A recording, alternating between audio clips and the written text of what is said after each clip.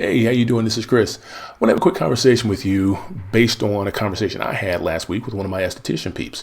Seems this pandemic is wreaking havoc on just about everybody. She's no exception, and she's having to do some changes in her business, location, hours, and that kind of stuff. And since I built her website, I have to change the information on her website to reflect that. Well, in the course of the conversation, we also got into me saying, hey, by the way, don't forget you have this email and text message stuff that I'm providing to you, so that you can reach out to your clients and let them know about this change. And she thought it was a great idea, because it is. And then she said, you know what? I could probably also send out a promotion, kind of to spark business a little bit. I said, you could. However, if that's all you do, one, you're underselling this resource that you have. And two, it could be counterproductive if you don't do it the way you should do it. And that led into a very long conversation, of which this is going to be a much shorter version. So the question is, how do you maintain a clientele? Once you built it, how do you hold on to it? Well, you built it somehow, because the people that keep coming back to you, they kind of like the way you do what you do. You're probably convenient, and if you're not convenient, you're good enough at what you do that they're willing to work to get to you.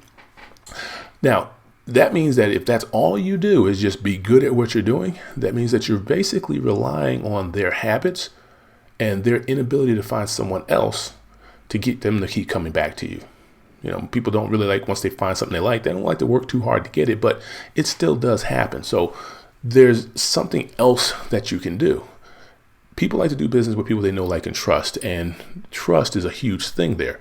And how do you build trust? Well, how do your friends build trust? How do you build trust with the people in the rest of your world? Provide value, show up consistently.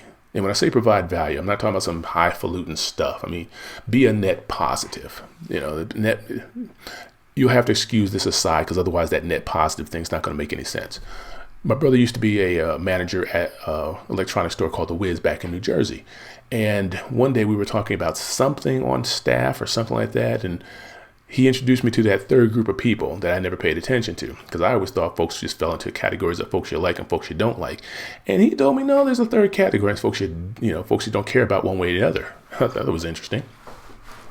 That morphed into my net negative, net neutral, and net positive way of looking at a lot of the people and things that are in my world. And I was like, yeah, net positives are a good thing. Well, you want to be a net positive for as many people as possible on your clientele. You want them to feel some kind of way about you. Cool. Well, how do you do that? Well, obviously you solve the problem for them, so they're feeling all kinds of wonderful and warm and snuggly in your direction. But is that enough to get them to keep coming back long enough to support your business? Well, you can do a little extra by providing extra value. And that's where email and text message marketing comes in, because we said, how do you build trust, provide value, show up consistently? Well, if people are having to come to you for services, how do you show up consistently? Because that kind of sounds like you going to them. Email and text message marketing. They're uniquely suited for that, because providing value is something as simple as getting them to feel warm and snuggly by giving them information that they need that you know about that they may not know about. If they just purchased a service from you, there's probably a bunch of follow-up information that you can put in their direction or send in their direction that will help them get the most out of whatever it was. Maybe it's something that's got a long-term play on it, and you can have programmed in to reach out to them at a year and say, oh, by the way, here's something you need to know. There's all kinds of things you can do with hidden. The down and dirty for that doesn't really matter. What matters is that if you're watching this video and I sent it to you, you have access to this system that if you're not doing this some other way, we need to talk so we can get you on a habit of reaching out to your people on a regular basis and continuing to provide value to them. Now, I'm going to try and pull on your heartstrings just a little bit just to get you moving in the right direction. Let's just ignore how much this stuff means to your bottom line, because it means a bit. The folks that are your clientele have a certain relationship with you. You want to do right by them, right? You want to give them as much as you can as far as helping them out. You know that they showed up for you because they were in some kind of pain. People, they come to you because they need something. Well, you provided that. You can provide them a little something extra. Get them a little further down the road to taking care of them. Wouldn't you want to do that? Sure you would. The same way that I want to do that with you, which is why I'm throwing this video all up in your face. So let's have a conversation. Let's talk about the things that you can do.